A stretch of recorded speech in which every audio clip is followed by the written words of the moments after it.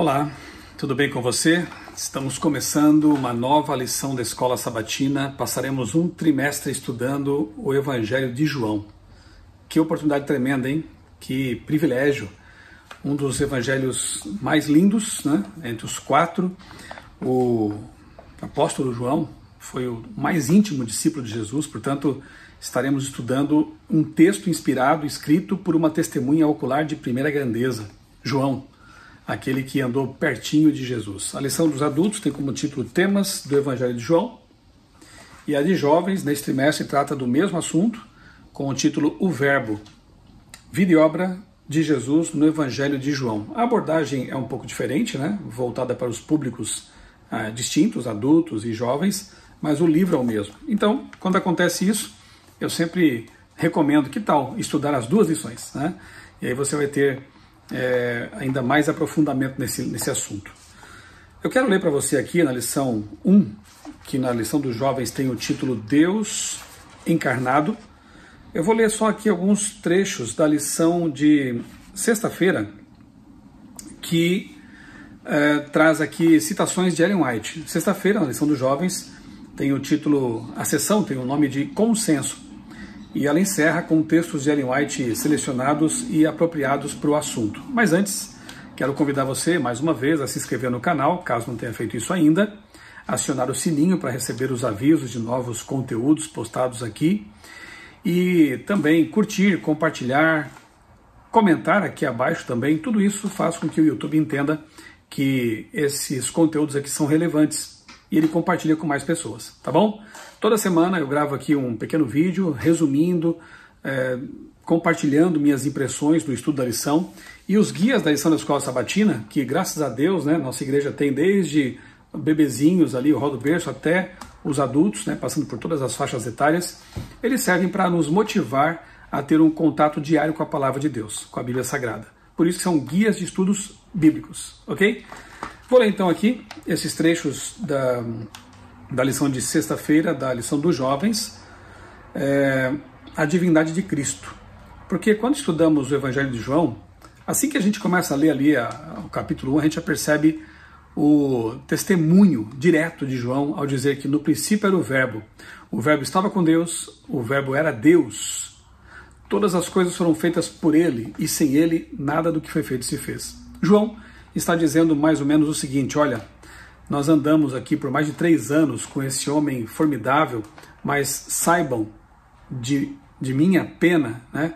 Saibam por intermédio de mim, testemunho ocular, que ele não era apenas um homem formidável, não era apenas um profeta, não era apenas um sábio, ele era muito, muito mais do que isso. Era Deus em forma humana, Deus encarnado.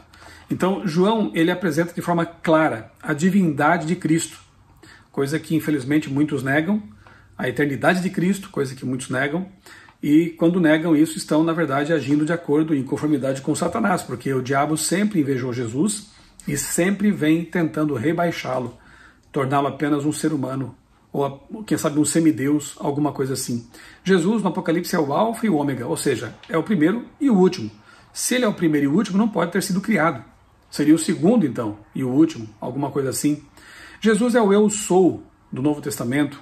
Em algumas ocasiões ele usou essa expressão para se referir a si mesmo, e inclusive quase foi apedrejado numa dessas ocasiões, quando disse antes que Abraão existisse, eu sou. João 5, 8,48, 8,58, alguma coisa assim. Antes que Abraão existisse, eu sou. E por que os judeus quiseram apedrejá-lo? Por blasfêmia. Porque entenderam muito bem que ao Jesus usar o eu sou para si mesmo, e ele usou várias vezes, eu sou o bom pastor, eu sou a porta, eu sou, ele estava fazendo menção direta a textos do Antigo Testamento, como Êxodo 3,14, em que Deus aparece para Moisés e diz que ele é o eu sou. Ali no caso o hebraico é Anihu, e a tradução para o Novo Testamento, para o grego, é ego ime, ou seja, é o mesmo Deus.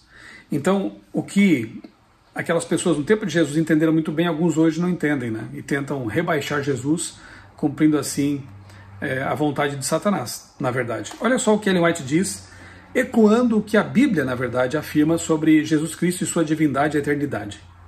Em Cristo, esse aqui é um trecho do livro Desejado às Nações, páginas 423, 424. Em Cristo, a vida original não emprestada, não derivada.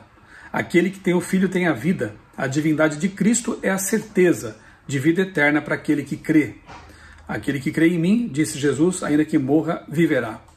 Se ele é Deus, ele pode cumprir tudo que prometeu, inclusive ressuscitar aqueles que morreram. Então veja, não há em Jesus a vida original, não emprestada, não derivada. Portanto, ele não derivou de um outro ser, de Deus. Ele não é gerado por outro ser, por Deus. Ele é tão eterno quanto o Pai e o Espírito Santo. Depois a gente lê aqui, Evangelismo, página 426. Cristo é o Filho de Deus pré-existente, existente por si mesmo. Ao falar de sua pré-existência, Cristo conduz a mente ao longo dos séculos incontáveis. Jesus nos garante que nunca houve tempo em que ele não estivesse em íntima comunhão com o eterno Deus. Vou repetir. Nunca houve um tempo em que ele, Jesus, não estivesse em íntima comunhão com o eterno Deus, com o Pai e o Espírito Santo. Portanto, ele é eterno. Enfim, mais adiante, tem vários textos aqui muito bons, né? Ele era igual a Deus, infinito e onipotente, é o Filho eterno, existente por si mesmo. Evangelismo, página 426. E aí, mais adiante, fala assim, que o Filho é toda a plenitude da divindade manifestada. Ou seja, é realmente muito complicado, né, defender a ideia de que Jesus não seria Deus pleno, eterno, um com o Pai e com o Espírito desde toda a eternidade. Né? Porque a Bíblia e Ellen White garantem que Jesus é Deus eterno, é o Verbo eterno, e por isso realmente é maravilhoso estudar esse assunto, porque quando a gente vê Jesus aqui na Terra interagindo com pessoas, curando pecadores, pegando crianças no colo, a gente entende que é o próprio Deus fazendo tudo isso. E aí nós compreendemos que o nosso Deus, o Deus da Bíblia, é um Deus próximo, é um Deus que se interessa, é um Deus que se relaciona, não é um Deus distante. Isso é maravilhoso. Deus esteve aqui. Deus caminhou nas ruas poeirentas deste mundo. Deus se envolveu com seus filhos em relacionamento. Isso é maravilhoso. A lição dos adultos traz o título Sinais que apontam o caminho. Sinais que apontam o caminho. E diz o verso principal: Jesus fez diante de seus discípulos muitos outros sinais que não estão escritos neste livro. Estes, porém, foram registrados para que vocês creiam que Jesus é o Cristo, o Filho de Deus, e para que, crendo, tenham vida em seu nome. Interessante, né? Porque realmente, conforme diz João, se tudo que Jesus fez fosse registrado em livros, não haveria espaço nesses livros para contar tanta coisa maravilhosa. Um dia nós vamos saber, né? Um dia nós teremos acesso a todas essas histórias não contadas. Mas o que está na Bíblia é o essencial para a nossa salvação, né? E João, ele registrou aqui no seu evangelho 7 sinais, 7 milagres que apontam para a divindade de Jesus. Lembre-se, João está tentando aqui, está procurando aqui deixar claro que Jesus é Deus, Deus encarnado, Salvador da humanidade. Então ele registrou sinais que apontam para isso. Nesta semana estudaremos alguns dos primeiros milagres de Jesus, conforme relatados por João. Desde a transformação da água em vinho, em um casamento lá em Caná, e a cura do filho de um oficial até a cura do paralítico no tanque de Betesda. E de fato, o primeiro relato é o casamento lá de Caná, as bodas de Caná, durante este casamento, Jesus, ali em João 2, 1 a 11, fez um milagre químico tremendo, né, que envolve realmente uma transformação, uma transmutação de uma substância em outra totalmente diferente, né? Você tem água, apenas H2O, você tem oxigênio e hidrogênio, compondo essa molécula maravilhosa que é a água. Mas vinho, aí você já tem açúcares, você já tem ali outros elementos, né? Embora fosse o suco puro da uva, porque a palavra ali original é oinos, no grego, que, como diz aqui na lição, é usado tanto para o suco de uva fresco quanto para o vinho fermentado. Ellen White afirma que o suco produzido pelo milagre não era alcoólico. Sem dúvida, aqueles que sabiam o que tinha acontecido ficaram surpresos. E por que entendemos que não era vinho alcoólico? Porque Jesus não iria contrariar outros textos bíblicos que proíbem o uso de bebidas alcoólicas, e também porque aquelas pessoas já tinham bebido bastante, e lá adiante, quando é servido esse vinho, esse suco, esse oinos transformado por Jesus, eles ainda têm capacidade nas papilas gustativas, né, de avaliar a qualidade desse vinho. Pessoas embriagadas nem conseguem mais saber determinar a qualidade do que estão bebendo, né, mas ali estavam cônscios, estavam conscientes. Muito bem, então o que vemos aqui é Jesus transformando água em uma substância totalmente diferente, o que mostra realmente seu poder sobre a matéria, o seu poder sobre os átomos, as moléculas. Ele é Deus plenamente, né? Então esse é um sinal tremendo. E outra coisa, né? Remete ali a Moisés e a libertação do povo lá no Egito. O rio Nilo era um recurso essencial para os egípcios, que o consideravam uma divindade. Uma das pragas do Êxodo foi dirigida ao rio. Suas águas foram transformadas em sangue. Em Caná, Jesus realizou um milagre semelhante, mas, em vez de transformar água em sangue, transformou-a em suco de uva, em vinho. A água veio de 6 potes de pedra que eram usados para purificação em rituais judaicos, ligando o milagre ainda mais aos temas bíblicos da salvação. Ao narrar a transformação da água em vinho e assim referir-se ao Êxodo, João estava apontando para Jesus como o nosso libertador. O que o anfitrião da festa achou do vinho não fermentado que Jesus ofereceu? Ele ficou realmente surpreso com a qualidade da bebida. E, quem sabe, assim, fazendo uma aplicação mais homilética, né?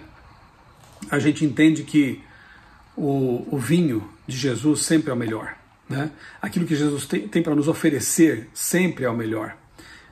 Devemos confiar nele. E ter a atitude de Maria, que aparece aqui nesse texto também, né? Maria, mãe de Jesus, que muitos acabam divinizando e fazendo algo que não é correto, biblicamente falando, mas uma mulher que foi fiel ao próprio filho, né? Uma mulher que foi escolhida por Deus para ser a mãe do Salvador aqui na Terra. Ela diz para aquelas pessoas que estavam ali: façam tudo o que ele vos disser. Na verdade, deveria ser essa a nossa postura o tempo todo, né? Fazer tudo o que Jesus manda, fazer aquilo que ele deixou registrado como sua vontade na palavra de Deus. Segunda-feira, o segundo sinal na Galileia. Durante seu ministério terrestre, Jesus realizou milagres que ajudaram as pessoas a crer nele. João registrou esses milagres para que outros também crescem em Jesus. Então agora o texto é João 4, 46 a 54. Nós temos aqui então outro relato de cura, né?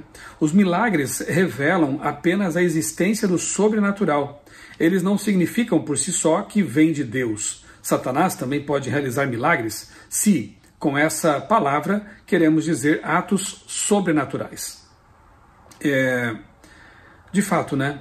Eu conversava essa semana ainda com um amigo que é ex-pastor de uma igreja neopentecostal famosa aqui no Brasil, e ele me disse que realizava milagres lá nos cultos, nas reuniões, mas ele sabia que estava em erro em muitos momentos, em pecado, e finalmente, depois de algum tempo, graças a Deus, ele estudou a Bíblia, abandonou aquele caminho e hoje ele é um adventista do 7º dia. Mas ele me falou o seguinte: olha, milagres não provam que ali está agindo o Espírito Santo, o poder de Deus. Milagres apenas provam que há um poder sobrenatural agindo, que pode ser tanto de Deus quanto de Satanás. Mas como sabemos a diferença? Pelos seus frutos os conhecereis. Quem está operando o milagre? Quais são os resultados desse milagre? Será que eles estão de acordo com aquilo que a Bíblia revela, com os ensinamentos da Bíblia? Então, o mais importante de tudo é não simplesmente crer em um sinal porque ele é sobrenatural, mas é saber se aquilo que está sendo feito pela pessoa que está operando os sinais e os próprios resultados desse milagre, suposto milagre talvez, estão de acordo com a palavra de Deus. A Bíblia Sagrada tem que ser a nossa bússola, a nossa régua, o aferidor, né? O fator determinante para saber o que é correto e o que não é correto, espiritualmente falando, né? Então, cuidado, né? Não corramos dois riscos, dois perigos, que são aceitar tudo o que nossos olhos veem, que nossos sentidos conseguem mensurar, ou então rejeitar tudo como sendo de Satanás, né? Nós não podemos agir dessa forma, temos que provar os espíritos, como diz João lá na sua carta, né? E analisar e reter aquilo que for de Deus, né? E desprezar e descartar aquilo que não corresponde ao que Deus nos revelou, ok? Então, na segunda-feira, outro milagre é analisado aqui, né? Ao relatar o segundo sinal que Jesus fez na Galileia, João aponta para o primeiro sinal, ocorrido nas bodas de Caná. Ele parece estar dizendo: os sinais que Jesus fez irão ajudá-lo a compreender quem ele é. Então acrescentou: este foi o segundo sinal que Jesus fez depois de ir da Judéia para a Galileia. Muito bem, aqui mais abaixo diz assim, que esse uso, assim, né, é interessante isso aqui, ó. O oficial, angustiado, lançou-se à misericórdia de Jesus, suplicando-lhe que curasse seu filho. Esse foi o segundo milagre, né? Relatado por João. A resposta de Jesus foi tranquilizadora. Ele disse: vá, o seu filho vai viver. João 4,50. No original grego, a expressão vai viver está no tempo presente. Esse uso é chamado de presente futurista, em que um evento futuro é mencionado com tanta certeza como se já estivesse acontecendo. O homem não correu para casa, mas, crendo em Jesus, chegou só no dia seguinte e descobriu que a febre havia deixado seu filho exatamente na hora em que Jesus tinha dito aquelas palavras. Ou seja, agora, naquele momento que Jesus falou, aquele menino estava sendo curado, né? Então imagina a fé desse homem aqui, quanto ela foi fortalecida e como ele deve ter aceitado realmente Jesus como seu Salvador e Messias, né? Terça-feira, o milagre junto ao tanque de Betesda. Outro milagre impressionante, bonito na Bíblia, né? Havia uma crendice naquele tempo lá, de que quando um anjo agitasse as águas do tanque, a primeira pessoa que entrasse ali seria curada, né? Então é óbvio que é uma crendice, porque Deus não faria isso com as pessoas, né? Deixar que elas se acotovelassem ali, brigassem até para pular primeiro no tanque, pessoas que eram paralíticas não teriam condições de fazer isso. Enfim, Deus não age assim, Jesus não age assim, né? E quando ele encontra ali aquele homem que estava doente fazia muitos anos já, ele faz uma pergunta estranha, né? Você quer ser curado? Jesus, ele respeita, né, a nossa liberdade de escolha, nosso livre-arbítrio, né? Então, João 5, 1-9. É aquela história bonita em que aquele homem, né, ele aceita, ele crê na palavra de Jesus e então ele é curado. Jesus não dera nenhuma certeza de auxílio divino àquele homem. Ele podia ter duvidado, perdendo a única oportunidade de cura. Contudo, acreditou na palavra de Cristo e, agindo de acordo com ela, recebeu força. Dejato das Ações, página 202. Olha só que interessante, uma reflexão que podemos tirar dessa atitude do paralítico, né? Do ex-paralítico. Crer na palavra de Deus. Ah, mas eu não senti alguma coisa, eu não senti um fogo dentro de mim. Quem disse que nossa fé tem que ser baseada em sentimentos? É claro que os sentimentos são importantes e há momentos em que podemos realmente sentir algo especial, uma emoção especial por causa de uma música, de uma pregação, de um encontro pessoal com Jesus. Sim, mas a nossa fé não deve ser baseada, fundamentada em sentimentos. Se aquele homem ficasse esperando sentir um formigamento nas pernas ou ter alguma evidência além das palavras de Jesus para finalmente crer e se levantar, talvez nunca tivesse se levantado. Mas quando Jesus falou, ele acreditou e agiu de acordo com as palavras de Jesus. Então a nossa fé tem que estar baseada naquilo que está escrito na palavra de Deus. Se Deus prometeu, creiamos. Se Deus falou que é assim, aceitemos. Você se arrependeu de todo o coração de um pecado cometido, pediu perdão para Deus, o que você tem que acreditar? Que Ele perdoou você. Não é o que diz a palavra, né? Que Ele é capaz de perdoar nossos pecados e nos perdoa? Tantos textos garantem isso, então acreditemos, confiemos e vivamos de acordo com essas promessas de Deus. Aqui nós temos um exemplo tremendo, né, de crença na palavra, na promessa, né? Mais tarde Jesus disse ao homem no templo, ele voltou a encontrar aquele homem, mas agora no templo, né, e disse assim: olhe, você foi curado, não peques mais, para que não lhe aconteça coisa pior. João 5,14. Qual é a relação entre doença e pecado? Porque nem todas as doenças são resultado de pecados específicos? São perguntas para a gente refletir e pensar, né? Muitas doenças são resultado simplesmente direto de vivermos num mundo perigoso, num mundo não ideal, num mundo que está cheio de vírus, bactérias e doenças por todos os lados. Mas algumas doenças são resultado de nossas escolhas também, de decisões erradas, de um apetite pervertido, de práticas insalubres, de falta de temperança em nossa vida. E depois a gente fica se lamentando e chorando e reclamando por ter um problema que nós mesmos adquirimos, nós mesmos colocamos sobre nós, né? Mas enfim, Deus tem misericórdia, nos ajuda, tem paciência conosco e sempre é possível voltar atrás, reiniciar ou então remediar alguma coisa, né, que foi feita e seguir adiante. Quarta-feira, corações duros. Sinais, maravilhas e milagres por si só não provam que alguma coisa é de Deus, como eu disse já, né? Mas por outro lado, quando vem dele, é perigoso rejeitá-los. Quando temos certeza de que aquele sinal, aquele milagre veio de Deus, rejeitar isso é perigoso. E a gente vê isso lá em João 5, 10 a 16, né?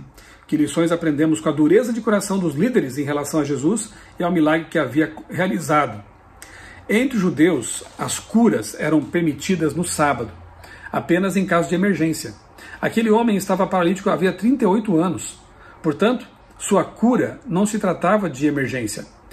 Além disso, por que haveria necessidade de carregar o leito?